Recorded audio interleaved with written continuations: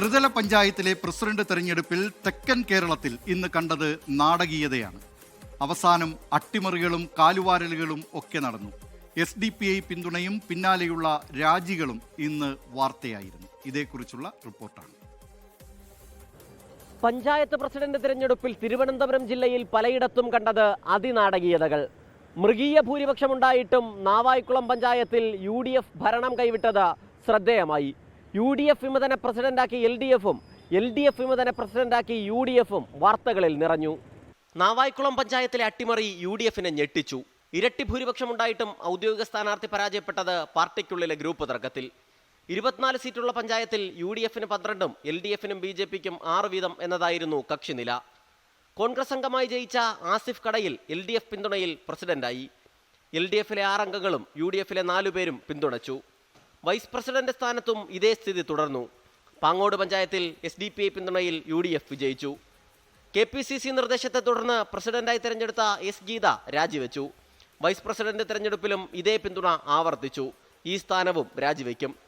പള്ളിക്കൽ പഞ്ചായത്തിൽ LDF വിമതനായ M സദീവനെ പ്രസിഡന്റാക്കി UDF ഭരണം പിടിച്ചെടുത്തു. മണമ്പൂർ ഗ്രാമപഞ്ചായത്തിലും LDF വിമതയായ കുഞ്ഞുമോളെ പ്രസിഡന്റാക്കി UDF ഭരണം പിടിച്ചു. മംഗലപുരം പഞ്ചായത്തിൽ UDF വിമതനായ ശ്രീജന്ത് എസിനെ പ്രസിഡന്റാക്കി LDFും ഭരണം പിടിച്ചെടുത്തു. പലയിടങ്ങളിലും സ്വതന്ത്രന്മാരെ ഒപ്പം കൂട്ടി UDF നേട്ടമുണ്ടാക്കി. വെമ്പായം പഞ്ചായത്തിലെ UDFിലെ ഒരംഗത്തിന്റെ വോട്ടു അസാധുവായതോടെ LDF ഭരണം പിടിച്ചു. ഭാഗ്യവും UDFിനെ പിന്തുണയ്ക്കുന്ന കാഴ്ചയാണ് ഇന്ന് കൊല്ലത്ത് കണ്ടത്. ത്രിതല പഞ്ചായത്ത് പ്രസിഡന്റ് നറുക്കെടുപ്പ് നടന്ന 3 ഇടങ്ങളിലും UDFിന് വിജയിക്കാൻ കഴിഞ്ഞത് വലിയ നേട്ടമാണ്. കൊല്ലം ജില്ലാ പഞ്ചായത്ത് പ്രസിഡന്റായി R ലതാദേവി ചുമതലയേറ്റപ്പോൾ മന്ത്രിയായ ഭർത്താവ് GRNൽ നേരിട്ടെത്തി ആശംസ അറിയിച്ചത് വേറിട്ട കാഴ്ചയായി. മുഖത്തല, ഉമ്മന്നൂർ ബ്ലോക്ക് പഞ്ചായത്തുകളിലെ പ്രസിഡന്റ്, വൈസ് പ്രസിഡന്റ് തെരഞ്ഞെടുപ്പുകളിലും UDFിന് വിജയം. BJPക്ക് മേൽക്കൈയുണ്ടായിരുന്ന ചിറക്കര ഗ്രാമപഞ്ചായത്തിൽ UDF പിന്തുണയോടെ LDF വിമതൻ പ്രസിഡന്റായി വിജയിച്ചു. വൈസ് പ്രസിഡന്റ് സ്ഥാനം നറുക്കെടുപ്പിലൂടെ BJPക്ക് ലഭിച്ചു. UDFിന് ഭൂരിപക്ഷമുള്ള അലയമൺ ഗ്രാമപഞ്ചായത്തിൽ LDF അംഗം പ്രസിഡന്റായി. പട്ടികജാതി സംവരണമായിരുന്ന പ്രസിഡന്റ് സ്ഥാനത്തേക്ക് UDFിൽ മത്സരിക്കാൻ ആളുണ്ടായില്ല.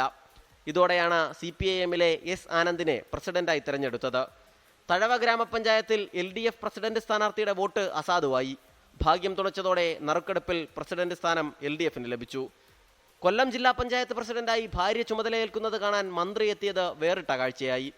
ഡോക്ടർ R ലതാദേവി കൊല്ലം ജില്ലാ പഞ്ചായത്ത് പ്രസിഡന്റാകുന്നത് കാണാനാണ് ഭർത്താവായ മന്ത്രി GRNൽ എത്തിയത്. കൊല്ലം മേലില ഗ്രാമപഞ്ചായത്തിൽ UDFിലെ T അജിത് കുമാർ പ്രസിഡന്റായി. പത്തനംതിട്ടയിൽ വിവിധ പഞ്ചായത്തുകളിലേക്കുള്ള അധ്യക്ഷ തെരഞ്ഞെടുപ്പിൽ കണ്ടത് ഇതുവരെയില്ലാത്ത രാഷ്ട്രീയ ചുവടുമാറ്റവും അപ്രതീക്ഷിതമായ കൂടിച്ചേരലുമാണ്. അയിരൂർ പഞ്ചായത്തിൽ NDAനെ അധികാരത്തിൽ നിറക്കാൻ LDFും UDFും ഒരുമിച്ച് വിമതനെ ഒപ്പം കൂട്ടി. പുറമറ്റം ഗ്രാമപഞ്ചായത്തിൽ കോൺഗ്രസ് വിമതരായിരുന്ന 2 പേരെ ഒപ്പം കൂട്ടി UDFിൽ നിന്ന് LDF പഞ്ചായത്ത് ഭരണം പിടിച്ചു.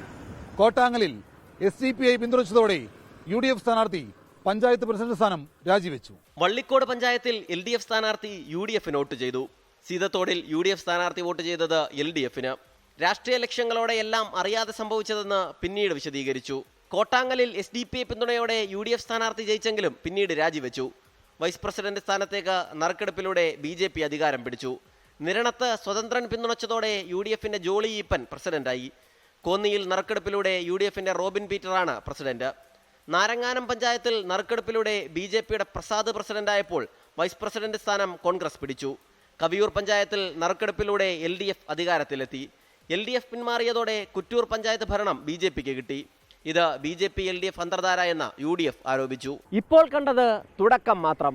അവിശ്വാസ പ്രമേയങ്ങളും കാലുവാരലുകളുമായി രാഷ്ട്രീയ നാടകങ്ങൾ ഇനി കാണാനിരിക്കുന്നതേയുള്ളൂ. കൊല്ലം, പത്തനംതിട്ട ബ്യൂറോകൾക്കൊപ്പം സലിം മാലിക്, 24 തിരുവനന്തപുരം. ലോകത്തെവിടെയായാലും ഏത് സമയത്തും 24 വാർത്തകളും ഓഗ്മെന്റഡ് റിയാലിറ്റി പാക്കേജുകളും എക്സ്പ്ലെയിനറുകളും വിശദമായി കാണാൻ ഞങ്ങളുടെ YouTube ചാനൽ നിങ്ങൾക്ക് സബ്സ്ക്രൈബ് ചെയ്യാം.